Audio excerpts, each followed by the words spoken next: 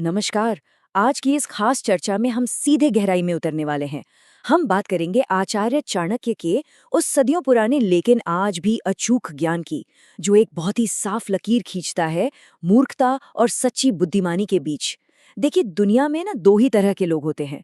एक वो जो कितनी भी बड़ी मुश्किल हो उसे चुटकियों में समझदारी से सुलझा लेते हैं, और दूसरे वो जो अपनी ही गलतियों का जाल बुनते हैं और उसी में फंस जाते हैं।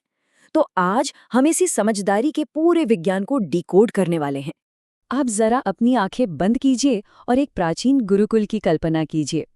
4 शिष्य बैठे हैं और उनके बीच एक बहुत ही गर्मागर्म बहस चल रही है। मुद्दा क्या है? मुद्दा ये है कि आखिर एक बुद्धिमान इंसान की असली पहचान होती क्या है। काफी माथापची करने के बाद भी जब कोई नतीजा नहीं निकला तो वो सीधे अपने गुरु आचार्य चाणक्य के पास पहुंचे, ताकि उन्हें इसका एक सटीक और फाइनल जवाब मिल सके। और चाणक्य ने उन्हें कोई बोरिंग सी लिस्ट नहीं थमाई। इसके बजाय उन्होंने इस पूरे कॉन्सेप्ट को इन 6 हिस्सों में बांट दिया। चाणक्य की नीति, मौन और शब्दों का खेल, सोच समझकर निर्णय लेना, आत्मसुधार और समय का महत्व, निरंतर प्रयास और शिक्षा, और अंत में बुद्धिमानी का अंतिम सार। चलिए इन्हें डिकोड करते हैं। तो शुरुआत करते हैं हमारे पहले पड़ाव से, चाणक्य की नीति। शिष्यों के उस सबसे बड़े सवाल का जवाब देते हुए आचार्य चाणक्य ने एक-एक करके 12 बहुत ही खास लक्षण बताए। और यहाँ सबसे दिलचस्प बात क्या है पता है? उनका कहना था कि अगर किसी इंसान में इन 12 में से सिर्फ 7, जी हाँ, केवल 7 गुण भी आ जाए ना, तो वो समझ ले कि वो सच्ची बुद्धिमानी के रास्ते पर एकदम मजबूती से खड़ा है। चलिए अब दूसरे हिस्से की तरफ बढ़ते हैं, जो है मौन और शब्दों का खेल। ये कम्युनिकेशन को लेकर है और बहुत ही पावरफुल है। तो ये है पहला लक्षण। ये पूरी तरह से अपने पर्सनल सीक्रेट्स को, अपने राज को छिपाकर रखने पर जोर देता है। चाणक्य ने बहुत साफ चेतावनी दी है कि अपने सबसे करीबी दोस्तों के साथ भी अपनी कमजोरियां शेयर करना आगे चलकर धोखे का कारण बन सकता है। क्योंकि सोचिए, अगर कभी वो रिश्ता बिगड़ा तो आपकी वही बातें आपके ही खिलाफ सबसे बड़े हथियार की तरह इस्तेमाल की जा सकती हैं। और ये बात इस दूसरे लक्षण से एकदम परफेक्ट तरीके से जुड़ती है। एक बुद्धिमान इंसान हमेशा शांति से चुपचाप अपना काम करता है। वो अपने गोल्स को दुनिया की नजरों से बचाता है और सीधा अपना फाइनल रिजल्ट दिखाता है। दूसरी तरफ एक बेवकूफ इंसान क्या करता है? वो बस तुरंत तारीफ पाने के चक्कर में समय से पहले ही अपनी योजनाओं का ढिंडोरा पीट देता है, और नतीजा उसके रास्ते में खुद ब खुद रुकावटें आ जाती हैं।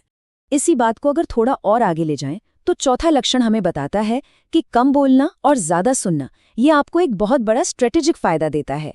देखिए, जो लोग बिना रुके लगातार बोलते रहते हैं ना, वो अनजाने में अपनी ही कमजोरियां दुनिया के सामने खोल कर रख देते हैं।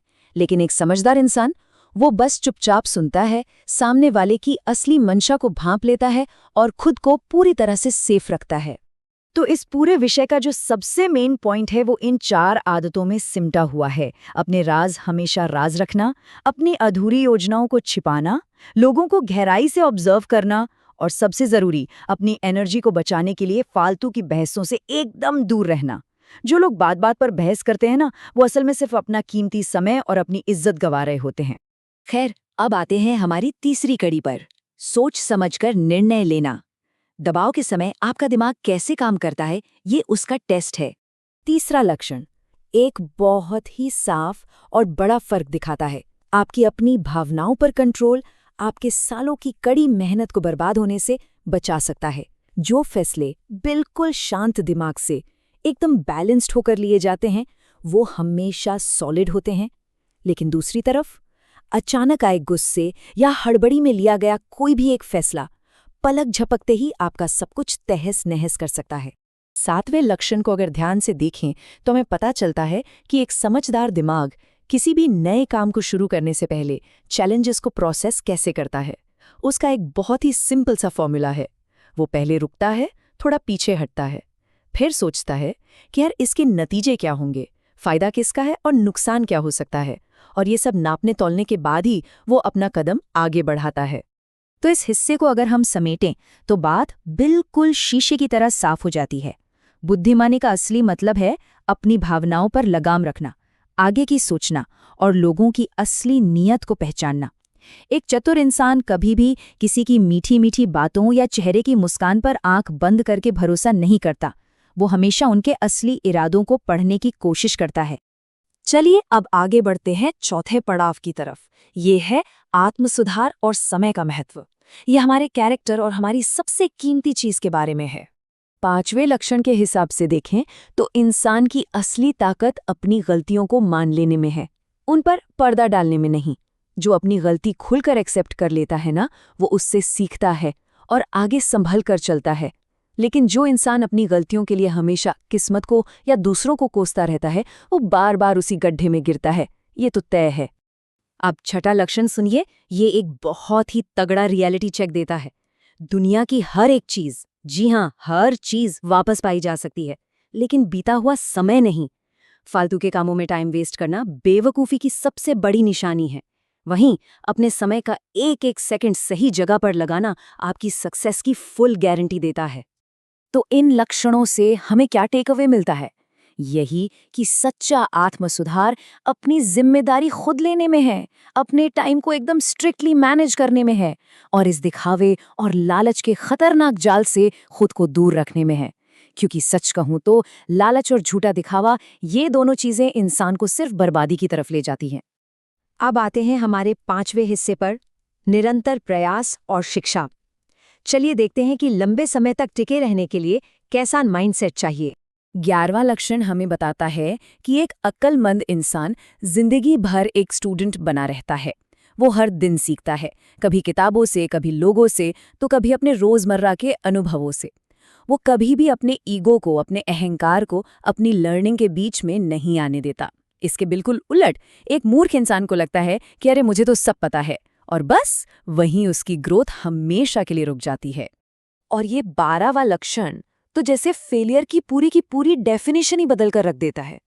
देखिए, असफलता कोई फुल स्टॉप नहीं है। ये बस एक छोटा सा सिग्नल है, एक अलार्म है जो आपसे कह रहा है कि भाई आपकी स्ट्रैटेजी काम नहीं कर रही, इसे बदलो। ये हार मानकर बैठ जाने का नहीं, बल्कि अपना तरीका बदलने का एक बहुत ही शानदार मौका है। तो चलिए अब इन सभी कड़ियों को जोड़ते हैं और पहुंचते हैं हमारे आखिरी पड़ाव पर, बुद्धिमानी का अंतिम सार। आचार्य चाणक्य का ये जो आखिरी संदेश है ना, ये हम सबको एक बहुत ही गहरी बात याद दिलाता है।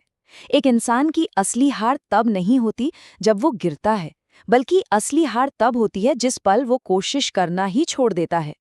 लगातार कोशिश करते रहना और कभी भी किसी भी हाल में हार न मानना, यही बुद्धिमानी का सबसे सच्चा और सबसे ऊंचा रूप है। तो आज की इस चर्चा को एक बहुत ही दिलचस्प सवाल के साथ खत्म करते हैं। सदियों पुरानी ये 12 आदतें आज के इस फास्ट पेस्ड दुनिया में भी उतनी ही सटीक हैं। तो अब सोचने वाली बात यह है कि अपनी खुद की सक्सेस स्टोरी लिखने के लिए इन 12 में से कौन सा गुण आप सबसे पहले अपनी लाइफ में उतारने वाले हैं? कौन सा होगा आपका अगला कदम? सोचिएगा जरूर। इस विश्लेषण में हमारे साथ जुड़ने के लिए आपका बहुत बहुत शुक्रिया।